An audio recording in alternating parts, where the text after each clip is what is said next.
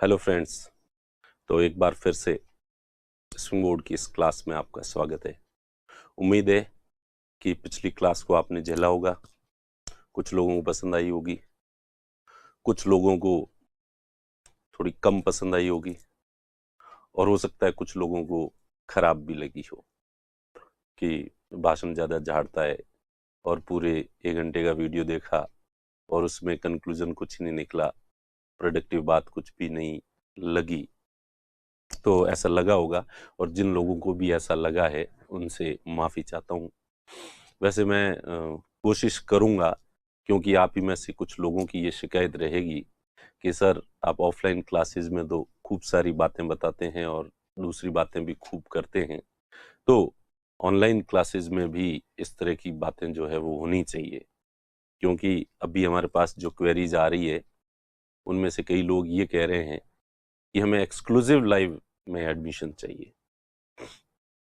तो उनसे पूछा कि भाई ऐसा क्या है एक्सक्लूसिव लाइव में, तो उन्होंने कहा कि लाइव क्लास होती है उसमें सर एक्स्ट्रा बातें भी जो है बताते हैं।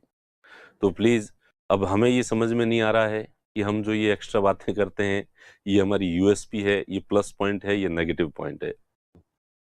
कुछ लोगों के लिए अच्छी बात हो सकती है, कुछ लोगों को ये पसंद नहीं आ सकती है। तो खैर कोई नहीं, आपके पास जो है, जो ही आपको लगे कि मैं बकबक थोड़ी ज़्यादा कर रहा हूँ तो आप 10 सेकंड वीडियो को जो है वो आगे बढ़ा सकते हैं, 10-10 सेकंड, और जब भी लगता है कि हाँ अभी भी वही कर रहा है तो टक आगे बढ़ा दे। ठीक है। और पर मैं तो जो भी अच्छा है वो अच्छा सोच के जो है वो करता हूँ, और हम बाकी जो लोग हैं फैकल्टी मेंबर्स, हम सब लोग यही सोच के करते हैं कि कम से कम जो है वो दूसरी बात करें, और वो भी दूसरी बात भी वही करें जो आपके एग्जाम से रिलेटेड हो, आपसे रिलेटेड हो। अब निश्चिंत रहें, दूसरी बातें जब भी करेंगे तो मैं मेरे परिवार के सदस्यों की या मेरी खुद की तारीफें करने में या परिवार के सदस्यों का इंट्रोडक्शन देने के मामले में इस तरह की फर्जी बातें करके आपका समय जो है जाया नहीं करूंगा।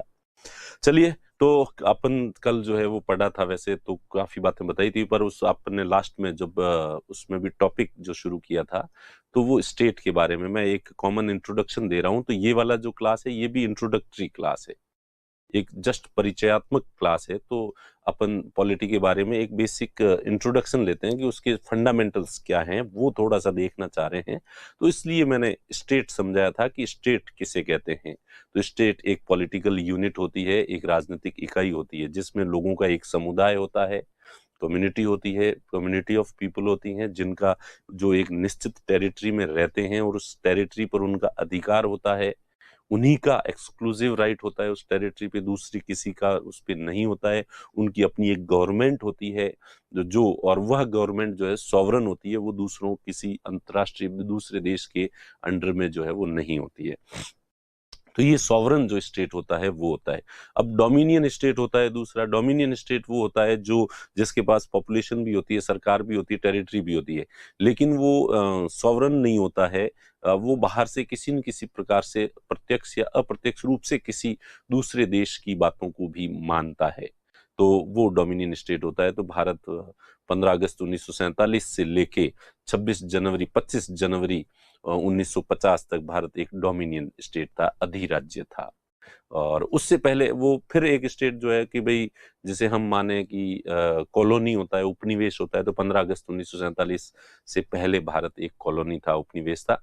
तो वो प्रॉपर जो है स्टेट की डेफिनेशन में नहीं आते हैं। स्टेट की डेफिनेशन में जो सॉवरन स्टेट होता है वो ही आता है। तो स्टेट देखा, उसके बाद नेशन देखा था अपन ने कि नेशन क्या होता है। नेशन जो है वो एक थोड़ी ब्रॉड व्यापक अवधारणा है, और इसके साथ ही मैंने ये भी कहा था कि नेशन को एग्जैक्टली डिफाइन नहीं किया जा सकता। बहुत सारे थिंकर्स हैं और सभी ने अपने अपने हिसाब से नेशन को डिफाइन किया है, पर उन सब ने जो डिफाइन किया है उसका जो एसेंस है या सार तत्व अपने जो पकड़ा, तो वो कि लोगों का एक समुदाय जिनका एक साझा इतिहास हो, जिनकी साझा कल्चर हो, और एक जैसे रीति रिवाजों को मानते हो, और संभवतया लैंग्वेज भी एक जैसी हो, तो उनकी एक अलग पहचान हो, और उसके साथ साथ उनकी पॉलिटिकल एम्बिशंस भी थोड़े बहुत हैं, और पॉलिटिकल रूप से भी जो जुड़ना चाहते हैं, तो इस तरह का जो होता है उससे नेशन कहते हैं। और इसके कई एग्जाम्पल दिए थे मैंने कि अरब जैसे तो एक नेशन है जो बहुत सारे देशों में बटे हुए हैं, लेकिन फिर भी ये अरब लीग बनाने की बात जो करते रहते हैं, अरब कंट्रीज आपस में पॉलिटिकली संगठित होने की भी कोशिश जो है करते हैं। इंडिया माना जाए तो इंडिया जो है वो, इंडिया में बहुत सारे नेशंस जो है वो हैं, बहुत सारे इस तरह से सांस्कृतिक समूह जो हैं, तो उनको अलग अलग नेशन मान सकते हैं। और भारत एक नेशन बनने की प्रक्रिया से गुजर रहा है, और हो सकता है कि भविष्य में हम जो है वो एक नेशन बन जाए। और नेशन स्टेट का जो कंसेप्ट है ये यूरोपियन कंसेप्ट है, और यूरोप में जर्मनी, इटली, फ्रांस, ये जो देश जिस तरह से पुनर्गठन इनका हुआ, इनका स्थापना हुई है, तो वो नेशन स्टेट की अवधारणा को जो है वो पूरी करते हैं। तो ये अपन ने देखा था, तो कल अपन ने ये देखा था, और उसके साथ ही अब अपन देखते हैं कि उसी चीज को जो है वो थोड़ा रिपीट कर देते हैं। सीधा सीधा है कि नेशन जो है, हाँ, तो ये नेशन जो है इसको यहाँ पे एक्सप्लेन किया गया है, थोड़ा सा डिफाइन किया गया है। Nation is defined as people और एग्रीगेशन ऑफ पीपल, लोगों का समुदाय, समुदाय या एक कम्युनिटी, लोगों का एक समूह जो संगठित है, existing in the form of an organised society, ये ऑर्गेनाइज्ड सोसाइटी की फॉर्म में लोगों का एक समूह होता है, usually inhabiting the distinct portion of the earth, यानी कि निश्चित टेरिटरी पर भी वो रहते हैं, किसी क्षेत्र के अंदर, पर्टिकुलर क्षेत्र के अंदर रहते हैं, speaking the same language, using the same customs and possessing historical continuity, एक ऐतिहासिक निरंतरता उनके पास जो है वो होती है, तो उसे हम नेशन जो है कह सकते हैं। तो ये नेशन को इस तरह से डिफाइन किया जा सकता है कि जो राष्ट्र है वो लोगों या व्यक्तियों के एकत्रीकरण के रूप में परिभाषित किया जा सकता है, व्यक्ति या लोगों के एकत्रीकरण के रूप में परिभाषित किया जा सकता है, जो एक संगठित समाज के रूप में विद्यमान होता है, जिनका एक संगठित समाज होता है, आमतौर पर क्षेत्र विशेष में निवास करते हैं तथा एक ही भाषा बोलते हैं और समान रीति रिवाजों का उपयोग करते हैं, और जिनकी ऐतिहासिक निरंतरता भी होती है। तो हिस्टोरिकल कंटिन्यूटी तो जो मैं पिछली क्लास में जो समझाया था वही वाला है, यहाँ पे इसको जो है वो ये शब्द अपन ने दे दिए हैं। और इसके बाद जो है,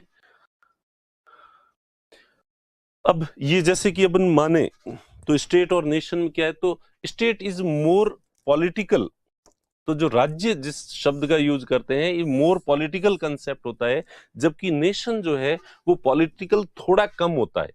एथनिक ग्रुप से अगर कंपेयर करें नेशन को, तो एथनिक ग्रुप पॉलिटिकल बिल्कुल नहीं होता है, जबकि नेशन में थोड़ी पॉलिटिकल भावना होती है।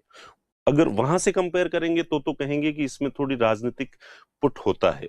लेकिन अगर अपन विशुद्ध रूप से स्टेट की बात कर रहे हैं और नेशन की बात कर रहे हैं, तो इसमें ज्यादा पॉलिटिकल कौन होता है? स्टेट, राज्य जो है वो अधिक जो है वो पॉलिटिकल कंसेप्ट है, क्योंकि पॉलिटिकल साइंस में जहां पढ़ोगे जगह जगह आपको स्टेट स्टेट स्टेट स्टेट ही टर्म का यूज होगा, नेशन शब्द का यूज जो है अपने पॉलिटिकल साइंस में और अपन जो पॉलिटी पढ़ेंगे उसमें नहीं है। जबकि नेशन जो है वो एक रेशियल और एथिकल कंसेप्ट जो है वो माना जा सकता है, व्यक्तियों के समुदाय का जो रेशियल और एथिकल कंसेप्ट जो है इसे मान सकते हैं। For example, the nation referred into the united nation are actually states, यानी यूनाइटेड नेशन जैसे नाम तो दे दिया उसको, यूनाइटेड नेशन यानी नेशंस को यूनाइट करने वाली संस्था, संयुक्त राष्ट्र, तो उसमें राष्ट्र शब्द का प्रयोग किया जाए, लेकिन वास्तव में उसमें जो भी नेशंस है वो सही मायने में वो नेशंस नहीं है, बल्कि वो स्टेट ज्यादा है, राज्य ज्यादा है, ये ध्यान रखना। तो ये एग्जाम्पल एक्सप्रेस किया गया है। उसके बाद अरब वाला मैंने आपको एग्जाम्पल पहले ही दे दिया कि अरब जो नेशन है, Arab nation is not a state, ये एक स्टेट नहीं है, but a nation which consist of several states, एक ऐसा राष्ट्र है जिसके पास बहुत सारे स्टेट्स हैं, बहुत सारे राज्य हैं, सच है सऊदी अरेबिया, यमन, इजिप्ट वगैरह जो भी है, आप अरब देशों को तो जानते ही हैं। On the other hand USA is a state but it consist of several Nations, तो जैसे कि यूएसए है तो ये एक यूएसए एक स्टेट है, नेशन नहीं है, इसके अंदर बहुत सारे जो है वो नेशंस हैं, अफ्रीकी मूल के लोग अलग होते हैं, कैकेशियंस जो होते हैं, चाइनीज लोग भी हैं वहाँ पे, इंडियंस भी हैं, तो बहुत सारे नेशंस जो है वो यूएसए में हैं। और इसके साथ जैसे जापान है, इजराइल है, तो इजराइल को हम मान सकते हैं कि वो पूरा एक तरह से नेशन स्टेट है, कि नेशन भी है, स्टेट भी है। जापान नेशन भी है और स्टेट भी है, ठीक है। तो इस तरह से ये कुछ एग्जांपल्स जो है वो दिए गए हैं। इनसे मेरे ख्याल से आपका वही कंसेप्ट जो अपन कल पढ़ रहे थे वो एक बार वापस रिवीजन हो गया है आप लोगों का। अब अपन देखें तो अगला थोड़ा छोटा मोटा ये है कि राज्य की उत्पत्ति के सिद्धांत। अब ये जो राज्य राज्य अपन कर रहे हैं, क्योंकि पॉलिटी में सबसे मेन जो पढ़ेंगे वो राज्य के बारे में ही पढ़ेंगे।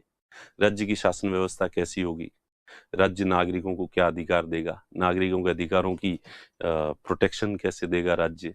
तो राज्य जो है वो बेस है पॉलिटिकल साइंस का और पॉलिटी का, इसलिए अपन राज्य के बारे में थोड़ा ज्यादा देख रहे हैं शुरुआत में। तो ये राज्य अस्तित्व में कैसे आया, तो राज्य के अस्तित्व में आने के बारे में भी अलग अलग विचारकों ने अलग अलग विचार जो है वो दिए हैं। तो हालांकि ये इतना ज्यादा महत्वपूर्ण नहीं है अपने इस सिलेबस के हिसाब से।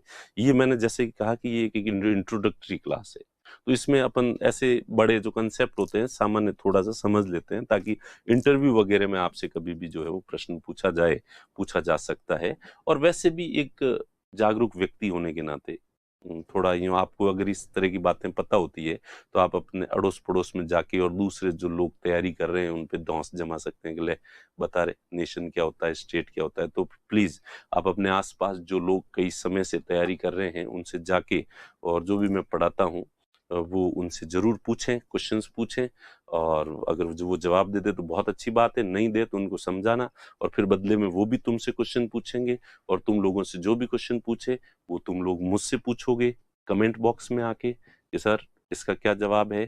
तो मैं जब भी लाइव आऊंगा तो आपके सवालों के जवाब जो है वो दूंगा। तो इसलिए जागरूक नागरिक होने के नाते पता होना चाहिए। तो राज्य की उत्पत्ति के जो सिद्धांत है, तो राज्य की उत्पत्ति आप हिस्ट्री पढ़ा होगा, राज्य की उत्पत्ति का सबसे जो लोकप्रिय सिद्धांत है वो दैवीय सिद्धांत है,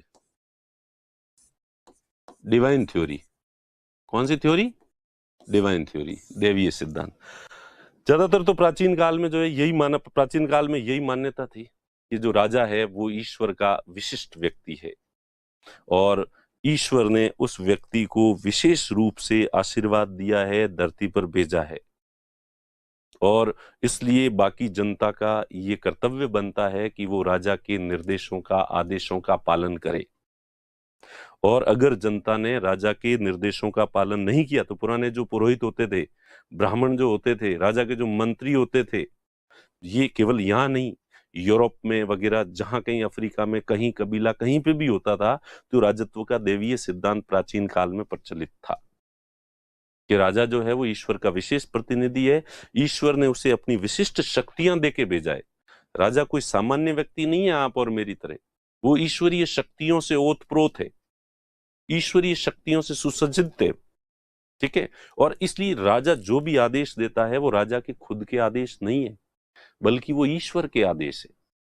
और अगर तुमने वो आदेश नहीं माने तो राजा तो यहां तुम्हें दंडित करेगा ही करेगा, तुम जब मर के ऊपर जाओगे तब भी चैन नहीं आएगा तुम्हें, वहां ईश्वर फिर से दंडित करेगा तुम्हें, और ईश्वर कहेगा कि निकृष्ट व्यक्ति, तूने क्यों नहीं मानी बात, तुम्हारा राजा जो कह रहा था उसे मैंने भेजा धरती पर, मैंने उसे राजा बनाया, और उसके सारे शब्द मेरे शब्द थे।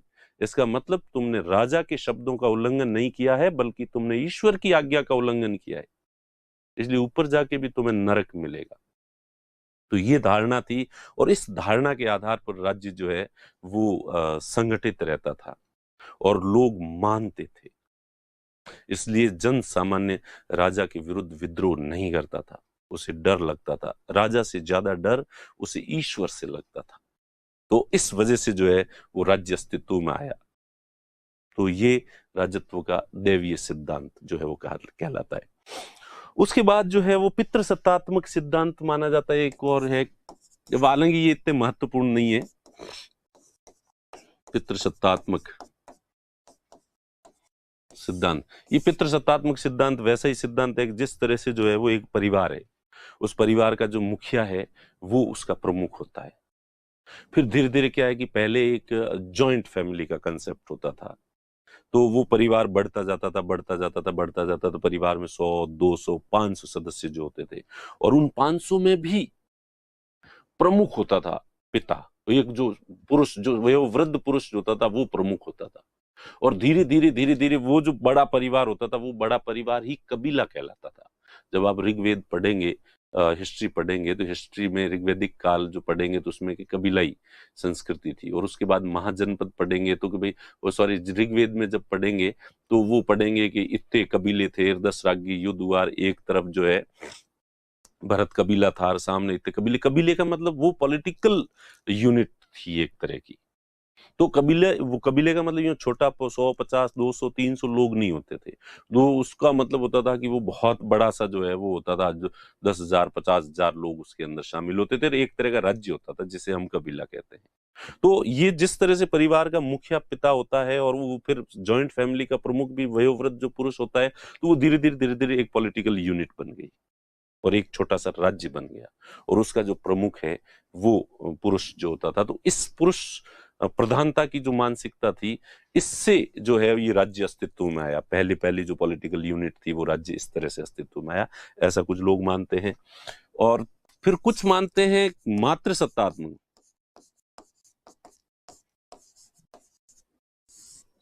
पैट्रियार्कियल और matriarchal concept, theory of origin of state.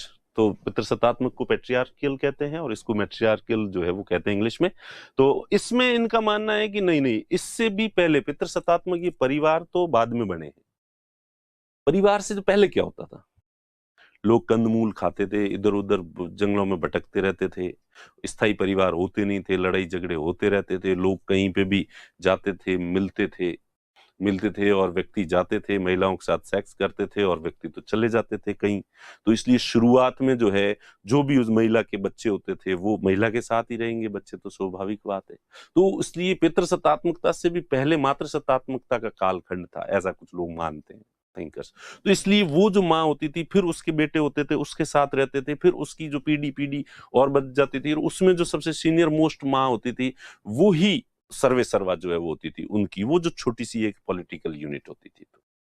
तो और इस वजह से वो वहां से राज्य का कंसेप्ट जो है वो अस्तित्व में आया। उसके बाद एक संगठित सुनियोजित परिवार होने लगे, लोगों के जीवन में स्टेबिलिटी आ गई, स्थिर एक ही जगह रहने वाली जो स्थिति आ गई। एक ही जगह रहेंगे तो फिर वो एक निश्चित शादी भी करेंगे, परिवार भी होंगे, तो फिर उसमें जो है वो पुरुष प्रधान हो गया। तो पुरुष प्रधान होने से पहले भी, पहले महिलाएं परिवार की मुखिया जो है होती थी, और उस तरह से वो जो एक पॉलिटिकल यूनिट बनी थी वो एक स्टेट था। तो उस तरह से स्टेट जो है वो अस्तित्व में आया, ऐसा कुछ लोगों का मानना है। कुछ लोग मानते हैं शक्ति, force,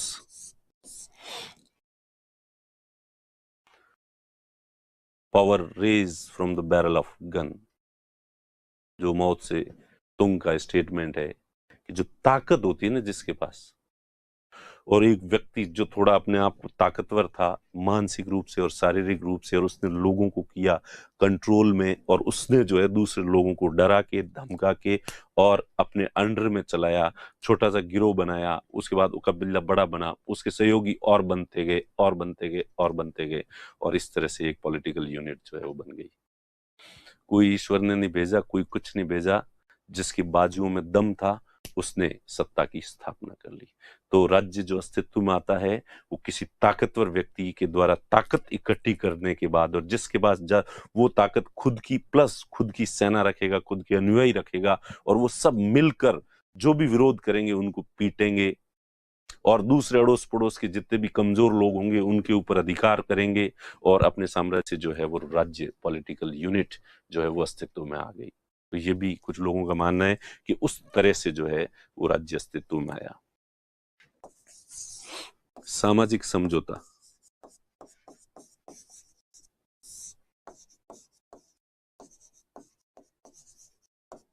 social contract, social contract ये सबसे ज्यादा लोकप्रिय है, और वर्तमान का जो हमारा जो राज्य का कंसेप्ट है वो भी इसी पर आधारित है, और इसे देने वाले जो विचारक हैं वो भी फेमस है, लॉक, हॉब्स और रूसो। ये जो 3 विचारक हैं, इन्होंने सामाजिक समझौते का सिद्धांत दिया। इन्होंने कहा कि देखो ऐसा नहीं है, ये शक्तिशाली आदमी से नहीं डरते, ये जो धारणा है देवीय धारणा भी इतनी महत्वपूर्ण नहीं है। सही बात तो ये है कि लोगों को खुद को समझ में आने लग गया कि जब राज्य नहीं था तो उससे पहले मत्स्य न्याय की स्थिति थी।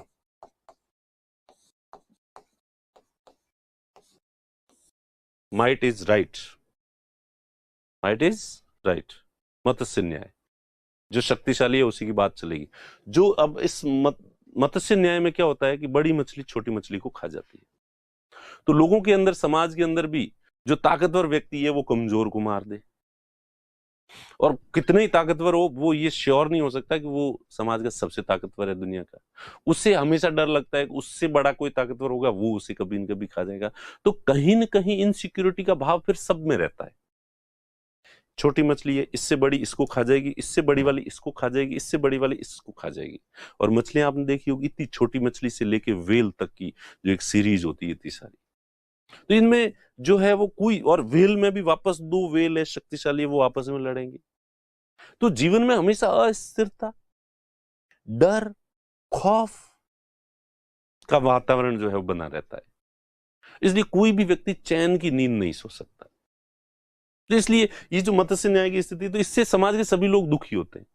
तो फिर समाज के सभी लोगों के बीच एक मौन सहमति बनती है। हालांकि रियल में इकट्ठे होकर ही चर्चा करते हैं कि भाई ऐसे काम नहीं चलेगा, ऐसा नहीं होता है। एक मौन समझौता होता है, सहमति होती है, और उसके तहत समाज के बीच में एक समझौता होता है, सामाजिक समझौता। ठीक है, तो समाज के बीच एक समझौता होता है, और फिर ये कहते हैं कि चलो अपन जो है अपने में से किसी एक को प्रमुख बनाते हैं, एक सरकार बनाते हैं। क्या बनाते हैं? सरकार। पहले के जमाने में सरकार का मतलब राजा, ठीक है, सरकार बनाते हैं, और फिर अपन सब अपनी थोड़ी थोड़ी शक्तियां जो है इस राजा को दे देते हैं, इस सरकार को दे देते हैं, और इसको कहेंगे फिर ये जो है सबसे शक्तिशाली होगा, और ये इतना शक्तिशाली होगा कि इससे शक्तिशाली कोई इंडिविजुअल व्यक्ति समाज में नहीं हो सकता, इतना पावरफुल होगा, ताकि ये इतना पावरफुल है, ये अपने आप को सुरक्षित महसूस करेगा, और इसके बाद इसकी जिम्मेदारी होगी कि बाकी सब लोगों को सिक्योरिटी प्रोवाइड करवाना, उनके जीवन की सुरक्षा प्रोवाइड करवाना, उनका जो माल संपत्ति है उसकी सिक्योरिटी की गारंटी देना। ठीक है, तो ये गारंटी जो प्रोवाइड की जाती है सरकार के द्वारा, और इसके बदले में ये सभी अपने थोड़े थोड़े अधिकार जो है वो इसको देंगे। तो ये एक सामाजिक समझौता है, और यही थ्योरी है। और वैसे आज भी जो है आप देखते हैं कि सोशल कॉन्ट्रैक्ट ही है एक तरह का। वोट होते हैं, और वोट में हम सब लोग जो है वोट देते हैं, वोट देके और हम एमपी और एमएलए निर्वाचित करते हैं, और वो एमपी और एमएलए विधानसभा और संसद में जाके बैठ के कानून, हमने उनको शक्ति दी, निर्वाचित किया और वहां भेजा, और उस जो वोट के साथ ही हमारा एक कमिटमेंट उनको था कि अब हम ये सत्ता आपको सौंप रहे हैं, अब ये वतन तुम्हारे हवाले साथियों, अब आप वहां बैठ के जो भी कानून बनाओगे वो हम पर लागू होगा, वहां बैठ के आप टैक्स लगाओगे हम मानेंगे, वहां बैठ के हमारे पे ये नियंत्रण लगाओगे हम उनको मानेंगे, और इसलिए संसद और विधानसभाओं के द्वारा बनाए गए कानून हमारे लिए हमारे पे बाध्यकारी होता है। अब कानून बनाने वालों को भेजा किसने? हमने भेजा कि जाओ तुम वहां जाके हमारी सिक्योरिटी के लिए हमें आश्वासन दो कि हम सुरक्षित रहेंगे, हम चैन की नींद सो सकते हैं, हमारे पास जो छोटी मोटी संपत्ति है वो सुरक्षित रहेगी, कोई उसे लूट के नहीं ले जाएगा, ये जिम्मेदारी है तुम्हारी, और इसके बदले में तुम जो कानून बनाओगे, नियम बनाओगे, हम उनका पालन करेंगे, और अगर हम पालन नहीं करें तो आप उसके लिए दंडित भी कर सकते हैं, हम उस दंड को मानेंगे। तो ये एक सोशल कॉन्ट्रैक्ट है, और समाज के लोग मिलके अपने प्रतिनिधियों का निर्वाचन करते हैं, और प्रतिनिधियों को एग्जीक्यूटिव और लेजिस्लेटिव पावर्स प्राप्त होते हैं, और फिर उन शक्तियों के सहारे वो समाज के अंदर जो गतिविधियां जो भी होती है उनका संचालन करते हैं। तो ये एक सोशल कॉन्ट्रैक्ट, सामाजिक समझौते का जो सिद्धांत है वो दिया गया है, इन विचारकों ने दिया है, और इस तरह से सोशल कॉन्ट्रैक्ट का जो थ्योरी है वो हमारे उपनिषदों वगैरह में भी मिलती है कि देवताओं, असुरों और देवताओं के बीच लगातार युद्ध हो रहे थे, और देवता बार बार पराजित हो रहे थे, तो देवता एक बार ब्रह्मा जी के पास गए और उनसे कहा कि हम बार बार पराजित हो जाते हैं, ये असुर हमें पराजित कर देते हैं, क्या कारण है? तो ब्रह्मा जी ने कहा कि तुम्हारा कोई नेता नहीं है, तुम्हारा कोई राजा नहीं है, इसलिए देवताओं पहले, यानी कि वो राजनीतिक इकाई के रूप में संगठित नहीं थे पहले, तो जाओ पहले अपना एक नेता या राजा चुनो। तो देवताओं ने सबने मिलकर इंद्र को अपना नेता चुना और सभी देवताओं ने अपनी थोड़ी थोड़ी शक्तियां इंद्र को दी और इससे इंद्र जो है वो सर्वशक्तिशाली हो गया। और फिर अगली बार इंद्र के नेतृत्व में देवताओं ने असुरों से युद्ध किया और उन्होंने असुरों को पराजित कर दिया।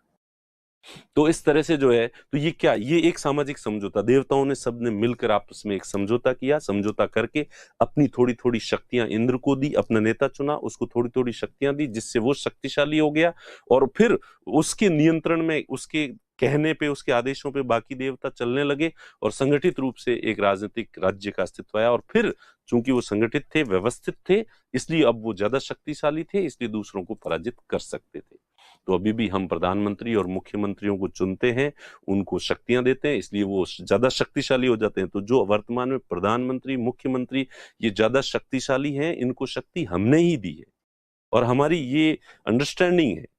तो ये है सोशल कॉन्ट्रैक्ट की थ्योरी। हालांकि इसके बाद मार्क्सिस्ट जो होते हैं, मार्क्सवादी, उनका भी राज्य की उत्पत्ति का सिद्धांत है और वो कहते हैं हमने क्रांतियां करके जो है वो राज्य अस्तित्व में लाया है और हमारा वाला जो राज्य है वो सही मायने में वही राज्य है, बाकी ये वाले राज्य सही राज्य नहीं है। और सही राज्य वही होगा जहां पे समानता होगी, और समानता हम तभी लाएंगे।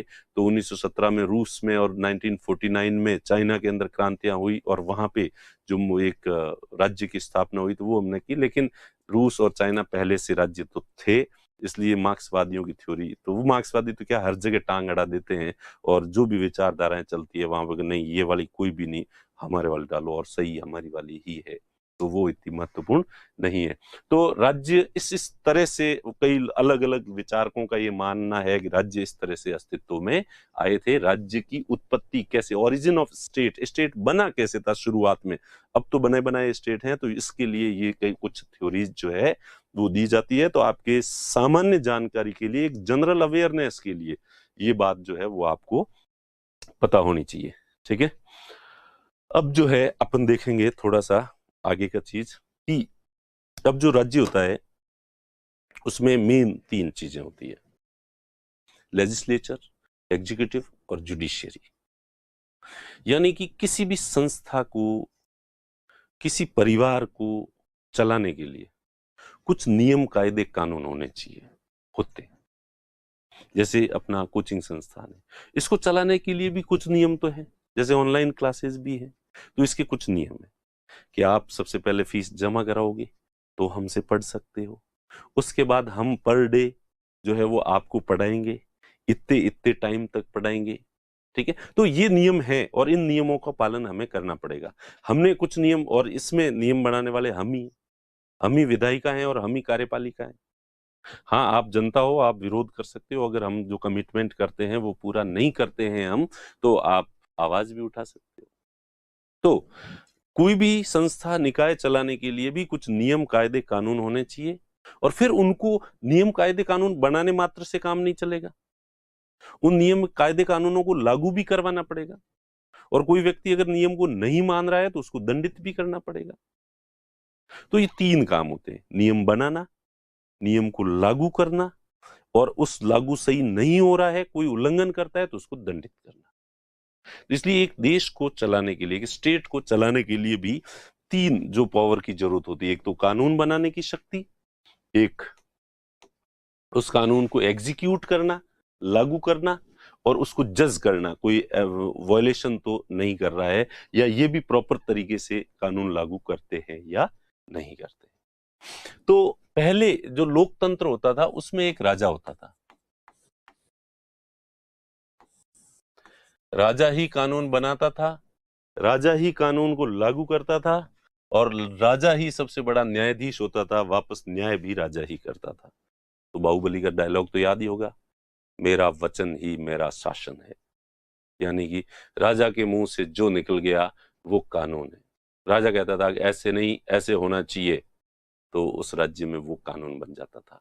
तो राजा ही कानून बनाता था, राजा ही उस कानून को लागू करवाता था अपने मंत्रियों के द्वारा। मंत्रियों को कहता था कि जाओ भाई, ये जो मैंने कहा है ये करो, और उसके बाद वो किया जा रहा है या नहीं किया जा रहा है, या कोई व्यक्ति मान रहा है या नहीं मान रहा है, उसके लिए कोई न्याय की गुहार लगाता तो वो भी राजा के पास ही आएगा। राजा ही सर्वोच्च न्यायाधीश भी होता था। तो इस तरह से ये जो शासन की तीन शक्तियां होती है, there are three powers of rule. तो शासन की तीन शक्तियां होती है और तीनों शक्तियां राजा में निहित होती थी। और इसलिए जब तीनों शक्तियां एक के पास होती है तो वो निरंकुश हो सकता है, वो ऑटोक्रेट हो सकता है। क्या हो सकता है? वो ऑटोक्रेट, डेस्पोरेट, निरंकुश। और निरंकुश होके वो जनता अत्याचार भी कर सकता है जनता के ऊपर। ठीक है, अत्याचार करने के साथ साथ वो अपनी व्यक्तिगत महत्वाकांक्षाओं को पूरा करने की कोशिश कर सकता है, जन कल्याण की बजाय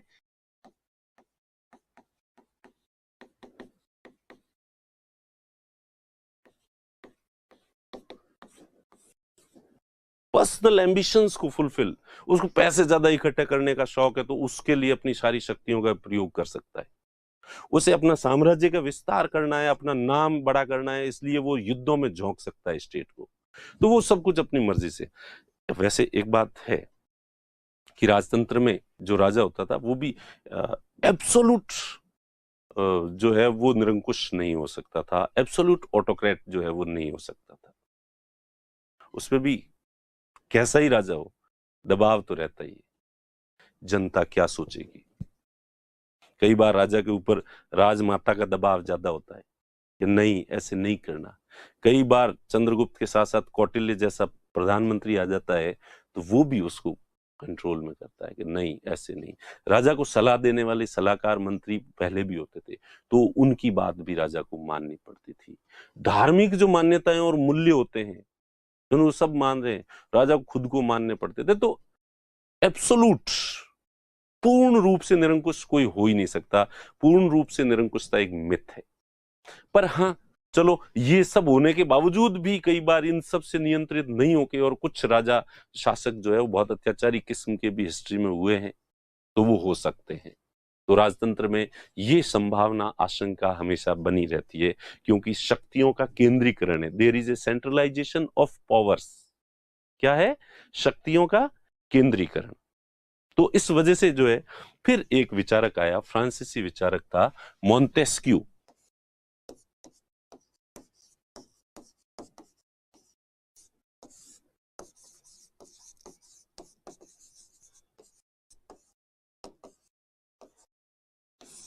मोंटेस्क्यू फ्रांसीसी विचारक था। इसने आइडिया दिया, सबसे पहले theory of separation of powers का सिद्धांत दिया, शक्ति पृथक्करण का सिद्धांत दिया। इसने कहा कि शासन की जो तीन शक्तियां है ना, ये एक में निहित होती है, इसलिए वो निरंकुश होता है, ऑटोक्रेट होता है। अगर तीन बांट दिए जाए, तीन निकाय, तीन अलग अलग संस्थाएं बनाई जाए, तीन अलग अलग बॉडीज बनाई जाए और उन तीनों को ये शक्तियां दे दी जाए। एक ऐसी संस्था बनाई जाए जिसे लेजिस्लेचर या विधायिका कहा जाएगा, इसका काम है कानून बनाना। इसका काम क्या है? कानून बनाना। ये कानून बनाएगी, केवल इसका काम बनाना है।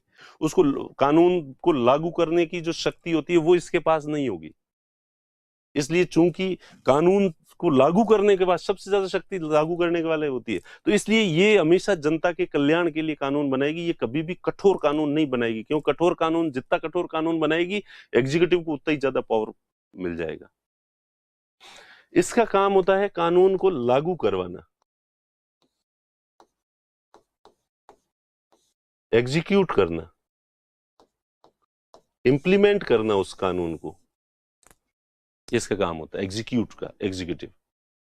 और इसका काम है न्याय करना, सब कुछ सही चल रहा है या नहीं चल रहा है, ये सही कानून बना रही है या नहीं बना रही है। फिर ये जो एग्जीक्यूटिव है, जितना कानून बनाया था उस कानून के दायरे में रहकर ही काम कर रही है या नहीं कर रही है। फिर जनता कानून का पालन कर रही है या नहीं कर रही है, ये सब चेक करने का काम जुडिशरी का होता है, न्यायपालिका का होता है। तो इसलिए मोंटेस्क्यू ने कहा कि ये जो तीन शक्तियां होती है शासन की, there are three powers of rule and these powers should be separated. तो theory of separation of powers, शक्ति पृथक्करण का सिद्धांत किसने दिया? मोंटेस्क्यू ने दिया कि इन तीनों शक्तियों को बांट देना चाहिए। इसलिए यूरोप के कई देशों के अंदर धीरे धीरे जनप्रतिनिधि संस्थाएं जो है वो शक्तिशाली होती गई और राजा को जो है एक संवैधानिक प्रमुख मात्र, एक नाम मात्र का प्रमुख रखा और ये जो संस्थाएं स्थापित की गई और ये अपना काम करने लग गई। तो ये एक तरह से तो शासन की तीन शक्तियां, और अपन जो पॉलिटी पढ़ेंगे उसमें यही तीन चीजें पढ़ेंगे। अपन लेजिस्लेचर, संसद के और विधानसभा के बारे में पढ़ेंगे, अपन मंत्री परिषद, कार्यपालिका के बारे में पढ़ेंगे, और न्यायपालिका, judiciary, supreme court, high court वगैरह, इनके बारे में जो पढ़ेंगे। तो मेन ये तीन चीजें ही है जो हम पढ़ेंगे। अब उसके बाद क्या है कि जो लोकतंत्र होता है, डेमोक्रेसी होती है, उसमें भी शासन की ये जो तीन शक्तियां हैं, ये तीन शक्तियां होती है और तीनों को बांट दिया जाता है, अलग कर दिया जाता है। तो लोकतंत्र की पहली विशेषता ये होती है कि वो सेपरेशन ऑफ पावर्स की थ्योरी पर काम करता है, शक्ति पृथक्करण के सिद्धांत पर काम करता है। इसमें सारी शक्तियां किसी एक ही संस्था के पास नहीं होती है, बल्कि अलग अलग संस्थाओं को अलग अलग उत्तरदायित्व और अलग अलग शक्तियां जो है वो दी जाती है। इसलिए लोकतंत्र के तीन स्तंभ जो है वो ये है, these are the three pillars of democracy. इसलिए लोकतंत्र के कितने स्तंभ होते हैं? तीन स्तंभ होते हैं। वैसे आपने सुना होगा कि मीडिया लोकतंत्र का चौथा स्तंभ है, तो हाँ, पर वो है नहीं एक्चुअली। वो मीडिया की प्रशंसा करने के लिए जो है वो कह दिया जाता है, जिस तरह से किसी बुक को कह दिया जाता है कि वो पांचवा वेद है। तो वो वेद तो चार ही है, लेकिन किसी पुस्तक की ज्यादा तारीफ करनी हो तो उसे एक वेदों के समकक्ष ठहरा दो, तो ये तो पांचवा वेद है। तो उसी तरह से पिलर तो तीन ही हैं लोकतंत्र के, लेकिन मीडिया की तारीफ करने के लिए कह दिया जाता है कि ये तो लोकतंत्र का चौथा स्तंभ है। और आजकल कुछ लोग तो ये कहने लग गए कि सोशल मीडिया लोकतंत्र का पांचवा स्तंभ है। चलिए खैर, तो ये लोकतंत्र के तीन स्तंभ होते हैं। तो अपन देखें कि हमारे देश में जो व्यवस्था है उसमें विधायिका के अंदर हमारे यहाँ पे दोहरी विधायिका है। कैसी विधायिका है? दोहरी विधायिका। ड्यूल लेजिस्लेचर है। संसद है, केंद्र के अंदर क्या है? संसद, पार्लियामेंट। संसद के अंदर तीनों आ जाते हैं, राष्ट्रपति, लोकसभा और राज्यसभा। ये प्रेसिडेंट और ये लोकसभा और ये राज्यसभा, तीनों मिलके पार्लियामेंट कहलाते हैं, संसद कहलाते हैं। तो ये विधायिका है केंद्र की। राज्यों के अंदर राज्य विधानमंडल, स्टेट लेजिस्लेचर। विधानमंडल इसलिए लिख रहा हूं कि कई राज्यों के अंदर दो चीजें होती है, विधान परिषद और विधानसभा और राज्यपाल, तीनों मिलके जो है वो। और अगर राजस्थान में तीनों नहीं है, विधान परिषद नहीं है, तो विधानसभा ही है, state legislative assembly and governor. और कुछ राज्यों के अंदर स्टेट लेजिस्लेटिव काउंसिल भी होती है। तो state legislative assembly, state legislative council and governor, ये जो है ये राज्यों का विधानमंडल है।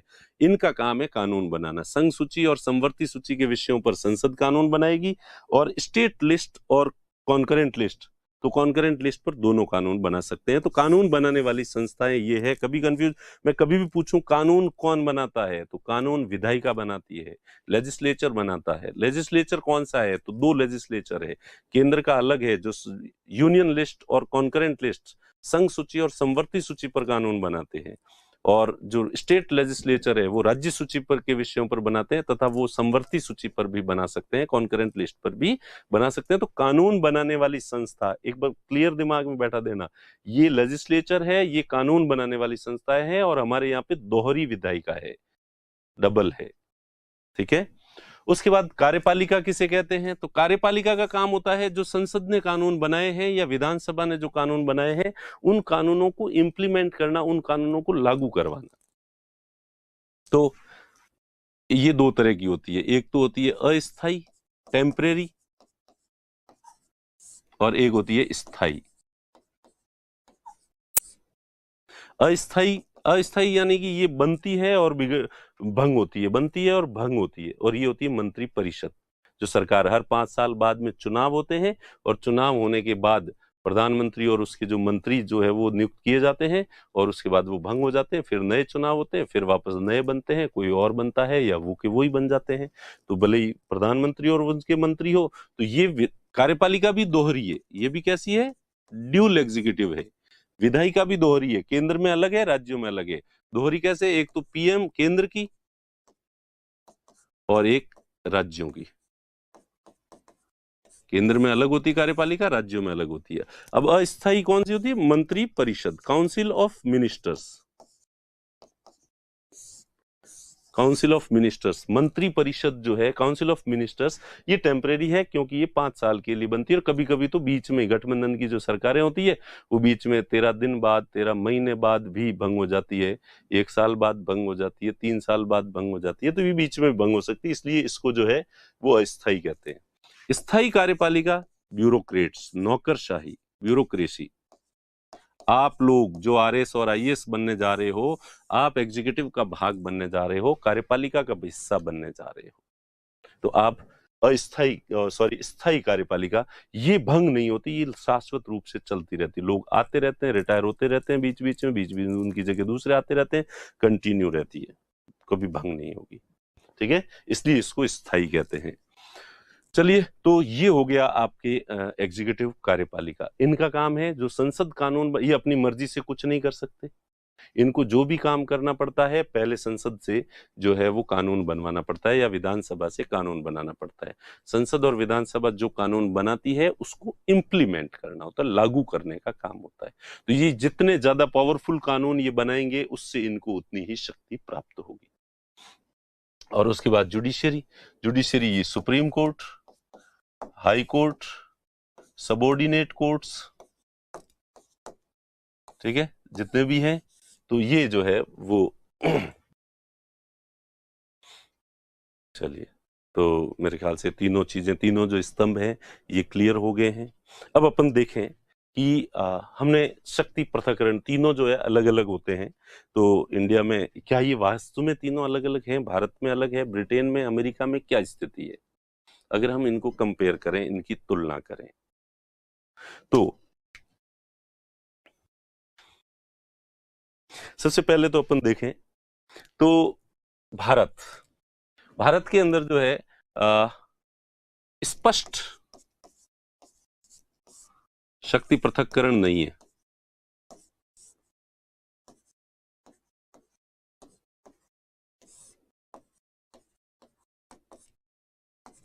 There is no clear separation of powers in India.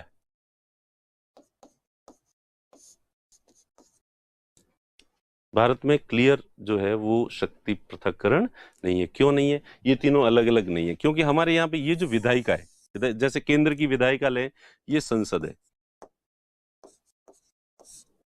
तो अब कार्यपालिका में अब आप लोगों को काउंट नहीं करूंगा मैं, जो आरएसआईएस है, जो स्थायी कार्यपालिका, सही में कॉन्स्टिट्यूशन जब भी पढ़ें और एग्जीक्यूटिव पढ़ें तो तुम राजी मत हो जाना कि हमारे बारे में बात चल रही है। रियल जो एग्जीक्यूटिव पावर्स होते हैं वो काउंसिल ऑफ मिनिस्टर्स में होते हैं, मंत्री परिषद में होते हैं। तुम्हें तो ये फाइल उठा के और उनके आगे पीछे घूमना है, इसलिए जहां कहीं पे भी मैं कार्यपालिका कहूं तो मुख्यमंत्री और मंत्री महोदय जितने भी हैं उनको याद करना, वो है कार्यपालिका। और केंद्र में प्रधानमंत्री और उसके जो मंत्री होते हैं वो उनके पास रियल पावर्स है। तुम्हें तो उनके आदेशों का पालन करना है, या जरूरत पड़े तो थोड़े दबी आवाज में सुझाव देना है, सर बुरा नहीं माने तो क्या ये बता दूं मैं, ठीक है। तो यहाँ जब भी मैं कार्य एग्जीक्यूटिव बोलूं, ठीक है, तो आप लोगों को जो है वो किसको मानना है? काउंसिल ऑफ मिनिस्टर्स को, मंत्री परिषद को। तो मंत्री परिषद कार्यपालिका है। तो मंत्री परिषद जो होती है वो अब मंत्री बनने के लिए सांसद होना जरूरी है, और नहीं है कोई सांसद तो 6 महीने के अंदर अंदर उसको सांसद बनना पड़ेगा। तो इसका मतलब जो मंत्री परिषद है ये संसद से बाहर नहीं हो सकती, संसद से अलग नहीं होती, संसद का हिस्सा होती है।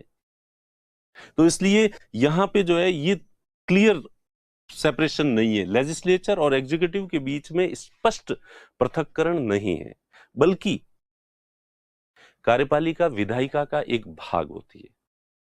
Executive is a part of legislature and member of executive has dual membership. कार्यपालिका के जो सदस्य होते हैं उनकी दोहरी सदस्यता होती है।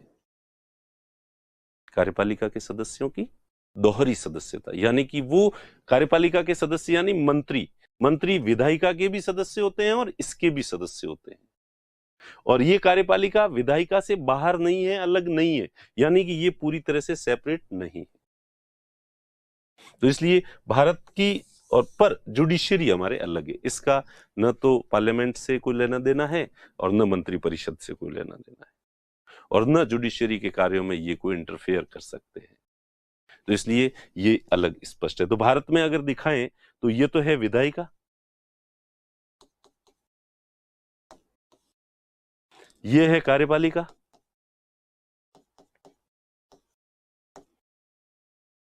जो कि विधायिका के अंदर है, हिस्सा है, और ये है न्यायपालिका।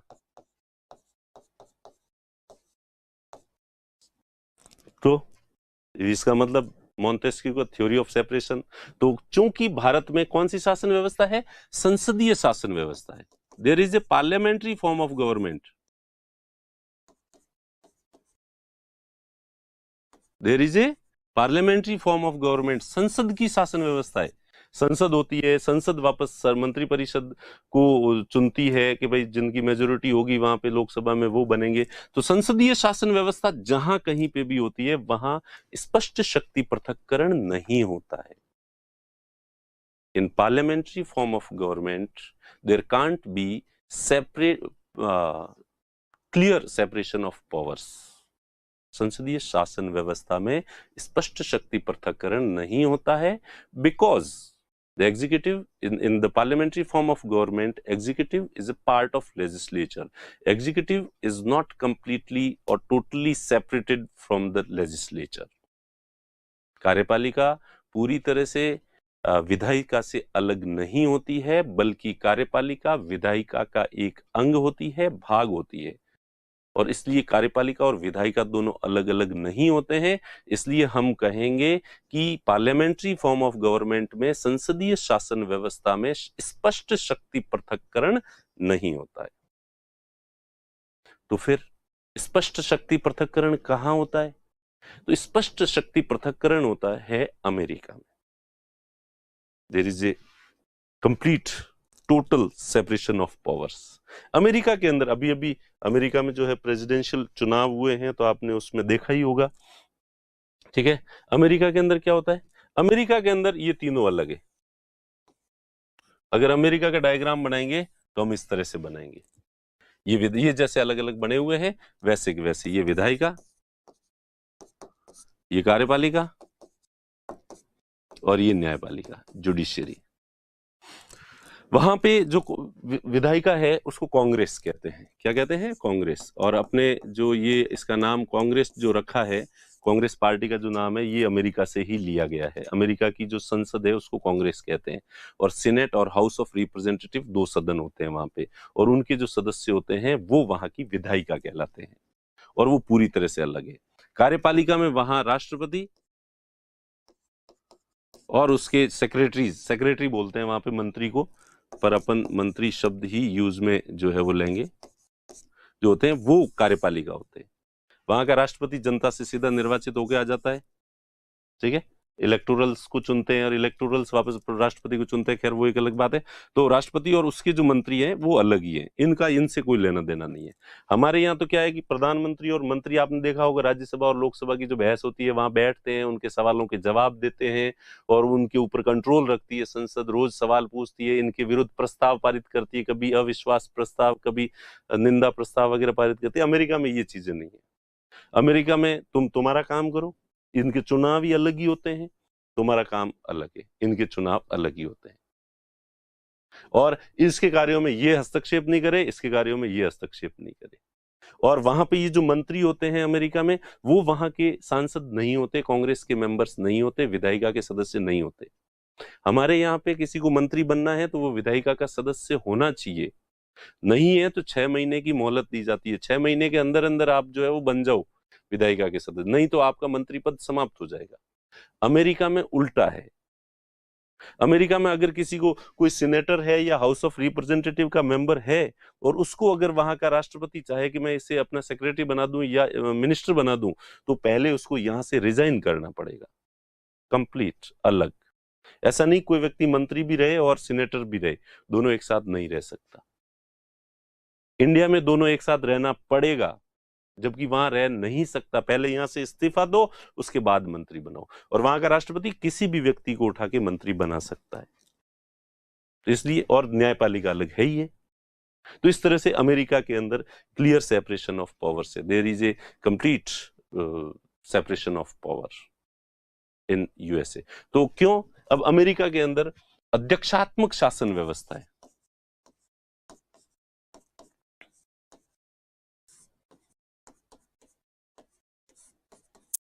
प्रेसिडेंशियल फॉर्म ऑफ गवर्नमेंट, अध्यक्षात्मक शासन। तो जहां जहां पे प्रेसिडेंशियल फॉर्म ऑफ गवर्नमेंट होती है, वहां पे क्लियर सेपरेशन ऑफ पावर्स होता है। In presidential form of government there is a clear separation of powers. अध्यक्षात्मक शासन व्यवस्था में स्पष्ट शक्ति पृथक्करण होता है, जबकि संसदीय शासन व्यवस्था में स्पष्ट शक्ति पृथक्करण नहीं होता।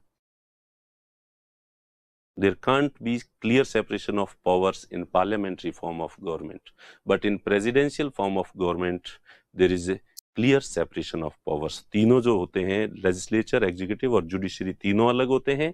और तीनों, और मॉन्टेस्क्यू ने इसलिए कहा था तीनों अलग होने चाहिए ताकि और चेक एंड बैलेंस करते रहे एक दूसरे को। दूसरा कोई ज्यादा यूं करने की कोशिश करे तो वो निकाय, दूसरे जो बॉडी है वो उसको कंट्रोल कर ले।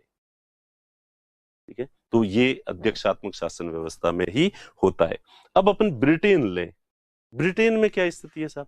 तो ऑब्वियस ही बात है, ब्रिटेन में भी हमारी तरह पार्लियामेंट्री फॉर्म ऑफ गवर्नमेंट है। हमने संसदीय शासन व्यवस्था ली वहीं से है। अब कई लोगों के दिमाग में पार्लियामेंट्री फॉर्म ऑफ गवर्नमेंट और प्रेसिडेंशियल फॉर्म ऑफ गवर्नमेंट को लेके कई प्रश्न आ रहे होंगे, तो प्लीज ये अपन आगे पढ़ेंगे जब इसका सही समय आएगा, तो उस समय जो है वो अपन पढ़ेंगे, क्योंकि ये पूरी एक क्लास लगेगी आपको, एक पूरा मेरे ख्याल से एक क्लास में भी नहीं, 2 क्लास में ये चैप्टर जो है वो क्लियर हो पाएगा। इसलिए अभी केवल नाम याद कर लें कि इंडिया के अंदर पार्लियामेंट्री फॉर्म ऑफ गवर्नमेंट है, ब्रिटेन में भी पार्लियामेंट्री फॉर्म ऑफ गवर्नमेंट है, और अमेरिका में प्रेसिडेंशियल फॉर्म ऑफ गवर्नमेंट है। इनमें क्या डिफरेंस होता है, क्या फायदे हैं, क्या नुकसान है, बहुत सारी चीजें जो है वो अपन पढ़ेंगे, लेकिन समय आने पर पढ़ेंगे वो चीजें। तो ब्रिटेन में भी संसदीय शासन व्यवस्था है, और जैसा कि हमने देखा, संसदीय शासन व्यवस्था जहां होती है वहां स्पष्ट शक्ति पृथक्करण नहीं होता, no clear separation of powers. तो इस वजह से अब वहां ब्रिटेन का अगर डायग्राम बनाए अपन तो कैसे बनेगा? ब्रिटेन का डायग्राम जो है वो इस तरह से बनेगा। ये तो है वहां की पार्लियामेंट, संसद जो पूरी तरह से है, ये संसद है। संसद के 2 सदन हैं वहां पे, House of Lords and House of Commons. जनसाधारण का सदन और सामंतों का सदन, जो लॉर्ड होते हैं वहां के, हाउस ऑफ लॉर्ड्स, जमींदारों का सदन, श्रेष्ठ कुलीन व्यक्तियों का सदन। हालांकि नाम है कुलीन व्यक्तियों का, हाउस ऑफ लॉर्ड्स, तो मारवाड़ी में कहावत है, नाम मोटा दर्शन खोटा, तो नाम ही है हाउस ऑफ लॉर्ड्स, पावर कुछ भी नहीं है। हाउस ऑफ कॉमन्स, कॉमन जो सामान्य नागरिक होते हैं उनका सदन, सारे पावर्स इनके पास है। ठीक है, तो ये तो हो गई विधायिका, विधायिका के 2 सदन है। अब ये हो गई कार्यपालिका, यानी कि प्राइम मिनिस्टर और उसकी मंत्रिपरिषद। तो वहां जो प्राइम मिनिस्टर और मंत्रिपरिषद है उसके सदस्य जो है वो केवल हाउस ऑफ कॉमन्स के सदस्य ही जो होते हैं। हाउस ऑफ कॉमन्स जैसे हमारे यहाँ लोकसभा है, इससे हम तुलना करें तो हमारी लोकसभा, तो हाउस ऑफ कॉमन्स के जो सदस्य हैं वही मंत्री बन सकते हैं, हाउस ऑफ लॉर्ड्स के सदस्य वहां मंत्री नहीं बन सकते। हमारे यहाँ पे जो मंत्रिपरिषद है उसमें लोकसभा और राज्यसभा दोनों के सदस्य मंत्री बन सकते हैं, लेकिन ब्रिटेन में दोनों सदनों के सदस्य मंत्री नहीं बन सकते, केवल हाउस ऑफ कॉमन्स के जो सदस्य हैं वो ही मंत्री बन सकते हैं। तो इसलिए ब्रिटेन में कार्यपालिका विधायिका का एक अंग है, और विधायिका के भी एक अंग का अंग है, यानी कि वहां की जो 2 सदन है, 2 में से 1 सदन के अंदर हिस्सा होता है। दूसरी न्यायपालिका, हमारे यहाँ कम से कम न्यायपालिका तो अलग है, लेकिन अमेरिका के अंदर न्यायपालिका अलग नहीं है। वहां का जो हाउस ऑफ लॉर्ड्स है, उसके ही जो 12 सदस्य होते हैं वो सुप्रीम कोर्ट के जजेस के रूप में काम करते हैं। तो न्यायपालिका भी अलग नहीं है। तो ब्रिटेन में तो सेपरेशन ऑफ पावर बिल्कुल ही नहीं है वहां, और इसीलिए ब्रिटेन में कहा जाता है कि पार्लियामेंट्री सुप्रीमेसी, संसदीय सर्वोच्चता है ब्रिटेन में। ब्रिटेन में संसद ही सर्वोच्च है, संसद सुप्रीम है, संसद से ऊपर कुछ भी नहीं है। संसद को कंट्रोल करने वाला न तो अलग से कोई जुडिशियरी है, न उनका कोई रिटर्न में कॉन्स्टिट्यूशन है। हमारी संसद सुप्रीम नहीं है, हमारी संसद तो बैलेंस्ड है, लेकिन ब्रिटेन की संसद सर्वोच्च है, सुप्रीम है। तो वहां पे संसदीय सर्वोच्चता है, पार्लियामेंट्री सुप्रीमेसी है। क्योंकि हमारी संसद कोई भी कानून बनाती है तो पहले तो संसद को ध्यान रखना पड़ता है कि कॉन्स्टिट्यूशन के दायरे में रहकर कानून बनाना पड़ेगा। तो इसलिए कॉन्स्टिट्यूशन के बाउंडेशन है हमारी संसद के ऊपर। ब्रिटेन में नहीं है कॉन्स्टिट्यूशन, इसलिए उनके ऊपर कोई बाउंडेशन नहीं है, जैसा चाहे वैसा कानून बना सकती, कोई लिमिटेशन नहीं है। और दूसरा, बना अब हमारे यहाँ पे फिर भी बना दे तो सुप्रीम कोर्ट बैठा है, जुडिशियल रिव्यू करेगा, चेक करेगा, संसद के द्वारा बनाए गए हर कानून को सुप्रीम कोर्ट वापस देख सकता है कि अरे ये गलत बनाया तुमने, और सुप्रीम कोर्ट उसको नल एंड वॉइड घोषित कर सकता है। ब्रिटेन में ऐसा कुछ भी नहीं है। संसद ने जो कानून बना दिया मतलब बना दिया, उसको वहां का सुप्रीम कोर्ट उसकी व्याख्या नहीं कर सकता। और करे क्या, सुप्रीम कोर्ट तो खुद ही संसद का एक हिस्सा है। तो एग्जीक्यूटिव और judiciary both are part of legislature in Britain. Britain में कार्यपालिका और न्यायपालिका दोनों विधायिका का हिस्सा है, उसके अंदर ही आते हैं, इसलिए अलग नहीं है। तो हमने देखा कि इंडिया का अगर ग्राफ बनाएंगे तो ये विधायिका और इसके अंदर कार्यपालिका है, और ये न्यायपालिका, इस तरह का बनेगा। अमेरिका का ग्राफ बनाए, अगर ग्राफ में ये वैसे ही देखें, डायग्राम बना के देखें, तो ये तीनों अलग अलग है, रियल में सेपरेशन ऑफ पावर से। और ब्रिटेन में अगर देखें तो दोनों विधायिका के अंदर है, न्यायपालिका भी विधायिका का हिस्सा है और कार्यपालिका भी विधायिका का हिस्सा है। पर फिक्स है कि जो न्यायपालिका है वो हाउस ऑफ लॉर्ड्स के सदस्य ही होंगे, न्यायाधीश होंगे, और कार्यपालिका के जो सदस्य हैं वो हाउस ऑफ कॉमन्स के सदस्य ही होंगे। तो ये एक सामान्य इंट्रोडक्शन जो है वो मैंने दिया है, एक थोड़ी आपकी अंडरस्टैंडिंग डेवलप करने के लिए ये वाली सारी बातें जो है वो मैंने आपको बताई है। और मुझे उम्मीद है कि आपको आज की क्लास भी अच्छी लगी होगी, और नहीं भी लगी है तो लगानी पड़ेगी, क्योंकि रोवी तो इन रिखी तो ही हावरत जानुज पड़ी, अब पढ़ना तो पड़ेगा ही। ठीक है। और फिर मैं कह रहा हूं कि शुरू में आपको हो सकता है कि कुछ बातें समझ में नहीं आए, और क्योंकि ये जो टर्म्स हैं बहुत सारी बाद में इतनी बार रिपीट होगी कि बाद में तो आप बोर होने लग जाओगे। शुरू में थोड़े दिन पेशेंस रख लेना, हिम्मत रख लेना, जल्दी से जो है वो जजमेंटल मत होना। थोड़े दिन कि नहीं मैं पढ़ सकता हूं और मुझे समझ में आ सकता है, तो पहले से धारणा मत बनाना। नया सब्जेक्ट है, अभी दूसरी क्लास है, अगली क्लास में और धीरे धीरे, और आगे वाली क्लास में भी बहुत सारी टर्म्स जो हैं वो ऐसी होंगी जिनको मैं यहाँ एक्सप्लेन नहीं करूंगा, क्योंकि संभव नहीं है। एक टर्म को एक्सप्लेन करने के लिए भी 1 घंटे की क्लास की जरूरत होती है। तो वो जहां से इस समय जो टर्म मैं एक्सप्लेन नहीं करूं, आपको उसको ज्यादा समझना ही नहीं है, आप तो बस उस टर्म को याद कर लो, और जिस संदर्भ में मैं प्रयोग में ले रहा हूं उसी संदर्भ में आप भी उसको प्रयोग में ले लो, बस याद कर लो, और सही समय आने पर मैं उसे सही जगह पे सही तरीके से एक्सप्लेन करूंगा। और मैं मतलब आपको ये आश्वस्त करना चाहता हूं कि आप निश्चिंत रहें, आप आने वाले 1 महीने के बाद संविधान विशेषज्ञ बन जाएंगे। संविधान की व्याख्या सुप्रीम कोर्ट से भी बेहतर कर सकते हैं आप, बस भरोसा रखें आप अपने ऊपर। ठीक है। तो मिलते हैं कल की अगली क्लास में, और कल अपन पढ़ेंगे संविधान सभा, कॉन्स्टिट्यूएंट असेंबली के बारे में पढ़ेंगे। वैसे हमारे सिलेबस में दे रखा है संवैधानिक विकास, कॉन्स्टिट्यूशनल डेवलपमेंट, लेकिन कॉन्स्टिट्यूशनल डेवलपमेंट को यहाँ पढ़ना उतना सुविधाजनक नहीं रहेगा, इसलिए उसको अपन मॉडर्न हिस्ट्री जब आप पढ़ेंगे तब उसमें वो जो चीज है वो पढ़ेंगे। ठीक है। तो इसलिए अब अगली क्लास में अपन क्या पढ़ेंगे, संविधान सभा, कॉन्स्टिट्यूएंट असेंबली का इलेक्शन कैसे हुआ, कॉन्स्टिट्यूएंट असेंबली ने किस तरह से संविधान का निर्माण किया, ये अगली वाली क्लास में जो है पढ़ेंगे।